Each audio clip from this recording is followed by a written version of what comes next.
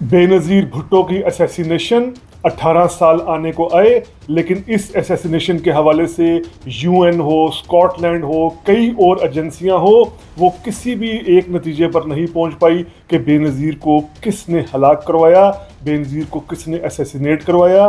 बेनज़ीर की असैसिनेशन बेशक अब तक एक मिस्ट्री हो, लेकिन बेनज़ीर की असैसिनेशन से पाकिस्तान की पॉलिटिक्स पर, पाकिस्तान के पूरे सिस्टम पर किस तरह के असरात पैदा हुए, इसी को आज देखते हैं रीथिंक विद उमर जावेद में।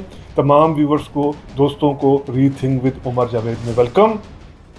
बेनज़ीर भुट्टो की असैसिनेशन के फौरी बाद जो पहला बड़ा सियासी असर आया वो 2008 के इलेक्शंस थे। इन इलेक्शंस में पूरे पाकिस्तान में पीपल्स पार्टी के लिए एक भरपूर हमदर्दी की लहर मौजूद थी। इसके बावजूद पीपल्स पार्टी 272 जो जनरल असेंबली की सीटें हैं, इनमें से 89 सीटें लेने में ही कामयाब रही, यानी अपने दम पर अक्सरियत में नहीं आ पाई। चूंकि असेंबली में पीपल्स पार्टी ही बाकी पार्टीज के मुकाबले में ज्यादा सीटें रखती थी, इसलिए पीपल्स पार्टी को ही हुकूमत बनाने का मौका मिला और गिलानी प्राइम मिनिस्टर बने।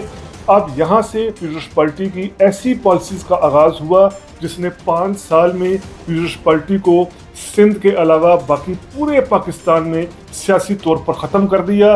पीपल्स पार्टी एक से बढ़कर एक गलतियां करती रही।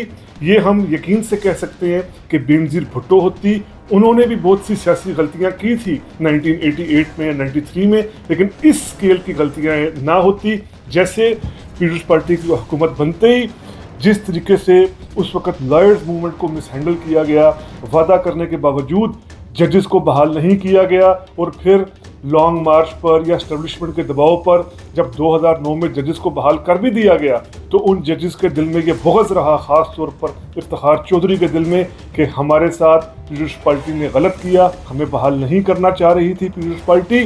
तो फिर इफ्तिखार चौधरी ने जो कुछ पीपल्स पार्टी के साथ किया वो आज पाकिस्तान की पॉलिटिक्स पर नजर रखने वाला हर स्टूडेंट जानता है। जिस तरीके से पीपल्स पार्टी गवर्नमेंट ने मुशर्रफ को इम्यूनिटी दी, मुशर्रफ को बचाया, वो भी बहुत ज़्यादा पीपल्स पार्टी पर एक डेंट है, एक काला दाग है।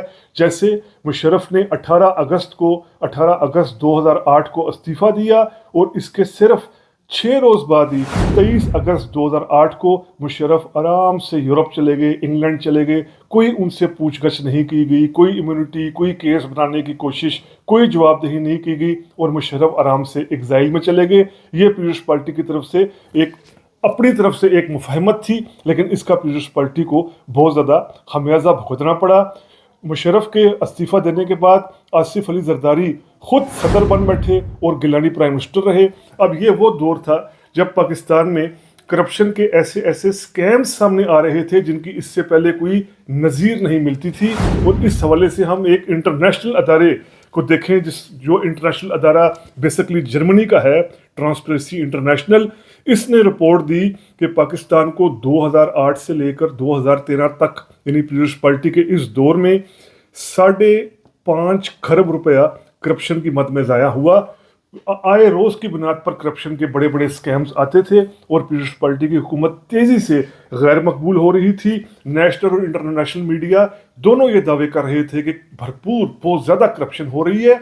इसके साथ साथ पीपल्स पार्टी इस्टेब्लिशमेंट के साथ मुफाहमत के नाम पर ऐसी नज़ीरें, ऐसी प्रेसिडेंट बना रही थी जो इससे पहले किसी डेमोक्रेटिक गवर्नमेंट ने नहीं बनाई। जैसे 2010 में उस वक्त के आर्मी चीफ अशफाक परवेज़ कियानी को मजीद 3 साल के लिए एक्सटेंशन दे देना। इससे पहले कभी किसी जमहूरी हुकूमत ने किसी आर्मी चीफ को एक्सटेंशन नहीं दी, लेकिन पीपल्स पार्टी ने 2010 में ये भी एक मिसाल, एक नज़ीर बना दी कि आर्मी चीफ को एक्सटेंशन दे दी जाए। कुछ कन्फ्लिक्ट हुआ एस्टेब्लिशमेंट और पीपल्स पार्टी का, ख़ास तौर पर 2011 मई 2011 में जब अमेरिका ने एबटाबाद में आकर उसामा को हलाक किया। उसके बाद कुछ एक इख्तलाफ हुआ, वो मेमो गेट को लेकर इल्ज़ामात लगे, लेकिन ये बहुत जल्द सॉल्व हो गए। यह इस हद तक एजेंसीज मजबूत थी कि पीपल्स पार्टी के ही दौर में अगर हम देखें तो जो अहमद शुजा पाशा हैं, ये पीटीआई को मजबूत करने में लगे हुए थे। यानी पीपल्स पार्टी की गवर्नमेंट थी और इनके नीचे जो आईएसआई थी, अहमद शुजा पाशा जिसको हेड कर रहे थे, अहमद शुजा पाशा पीटीआई को भरपूर सपोर्ट फराहम कर रहे थे। तो यहाँ से हमें समझ आ सकती है कि सिविल हुकूमत की क्या अथॉरिटी होगी या क्या उसकी वक़्त होगी। गिलानी ने थोड़ा सा चूं चां करने की कोशिश की, थोड़ा सा ज़रा ये कहा जी स्टेट विद इन स्टेट नहीं चल सकती, तो गिलानी को इसकी यूसुफ गिलानी को इसकी सज़ा दे दी गई और उन्हें जून 2012 में अदलिया के ज़रिए, इफ्तिखार चौधरी के अदलिया के ज़रिए नाअहल करार दे दिया गया। इसके बावजूद पीयूष पार्टी का ये मुफाहमती किरदार बरकरार रहा और जो इस कील में आखिरी, इस ताबूत में आखिरी कील ठोका गया वो ये कि पीयूष पार्टी ने उस काफ लीग के साथ इत्तेहाद कर लिया जिस काफ लीग को खुद जरदारी कातल लीग कह चुके थे। काफ लीग का और पीयूष पार्टी का जनरेशन इख्तलाफात है, यानी चौधरी ज़ोहरुल्लाही का भुट्टो से, उसके बाद बेनज़ीर का चौधरी शुजात वगैरह से, लेकिन इसके बावजूद जरदारी ने परवेज़ अलाई को डिप्टी प्राइम मिनिस्टर बना दिया। अब इस सब का नतीजा आया 2013 के इलेक्शंस में, जब पीयूष पार्टी सिंध के अलावा पूरे पाकिस्तान से फारग होकर रह गई और उसके पास कौमी असम्बली की सिर्फ 33 सीटें ही बची और फिर नून लीग ने हुकूमत बनाई। अब इस नून लीग की हुकूमत के दौरान भी जो हाइब्रिड सिस्टम उस वक्त की इस्टेब्लिशमेंट यानी बाजवा और जनरल फैज़ बनाने की कोशिश कर रहे थे, इसमें पीयूष पार्टी इस हद तक साथ दे रही थी कि पीयूष पार्टी ने पहले 2017 दिसंबर 2017 में इस्टेब्लिशमेंट के कहने पर बलूचिस्तान में तरीके अदम अतमाद लाकर नून लीग की हुकूमत ख़त्म की और फिर सबसे बढ़कर मार्च 2018 के सेनेट इलेक्शन में जो बिल्कुल उस वक्त की इस्टेब्लिशमेंट का एक चेहरा था, मोहरा था, सादिक संजरानी, इनको पीटीआई के साथ मिलकर चेयरमैन सेनेट बनवाया। ये उस वक्त के बाजवा और जनरल फैज़ के हाइब्रिड सिस्टम का पहला एक सिंबल था, पहला एक ईंट रखी गई यानी सेनेट इलेक्शन में सादिक संजरानी को चेयरमैन सेनेट बनाने की, और इस ईंट रखने में पीयूष पार्टी ने भरपूर वोट फराहम की। उसके बाद 2018 के इलेक्शंस में जब इमरान खान प्राइम मिनिस्टर बनते हैं तो नून लीग, जमीयत उलमा इस्लाम और पीयूष पार्टी ऐसी जमातों ने एक अलाइंस बनाया, पाकिस्तान डेमोक्रेटिक मूवमेंट पीडीएम, जिसका बुनियादी मकसद ये था कि पाकिस्तान में दोबारा जमहूरियत को वापस लाया जाए, रूल ऑफ लॉ कायम किया जाए, सिविल सुप्रीमेसी की बात की जाए। पीयूष पार्टी इस इत्तेहाद में शामिल तो हो गई लेकिन वो किसी तहरीक चलाने के खिलाफ थी इमरान खान के और उस वक्त के हाइब्रिड सिस्टम के। यही वजह है कि 13 अप्रैल 2021 को पीयूष पार्टी ने पीडीएम को डिच करते हुए पीडीएम छोड़ दी और जरदारी ने यह ऐलान किया कि हम कोई मज़ाहमत नहीं करेंगे।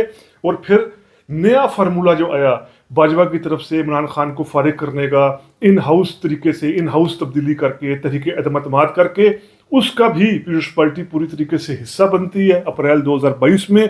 और फिर पीडीएम 1 की गवर्नमेंट जो बाजवा की सपोर्टेड गवर्नमेंट होती है, बैक्ड बाय बाजवा होती है, उसमें पीयूष पार्टी शामिल हुई। और फिर पीयूष पार्टी ना सिर्फ शामिल हुई, उसने हाइब्रिड सिस्टम को मजबूत किया।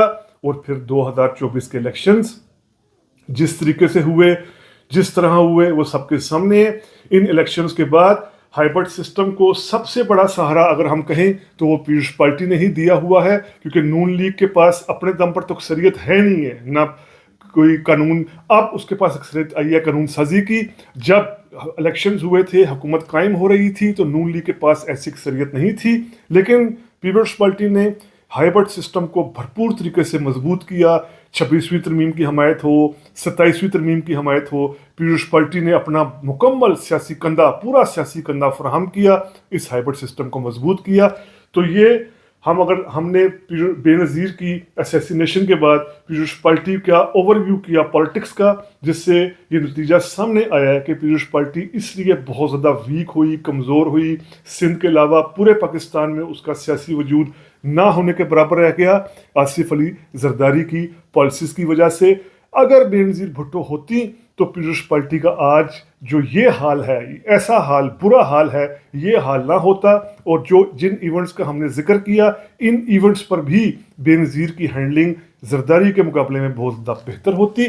तो ये बेनज़ीर भुट्टो की असैसिनेशन के पाकिस्तान की सियासत पर पड़ने वाले असरात के हवाले से किया गया vlog rethink with Umar Javed के प्लेटफॉर्म के ज़रिए आपके सामने पेश किया गया। उम्मीद करते हैं आपको वीलॉग पसंद आया होगा।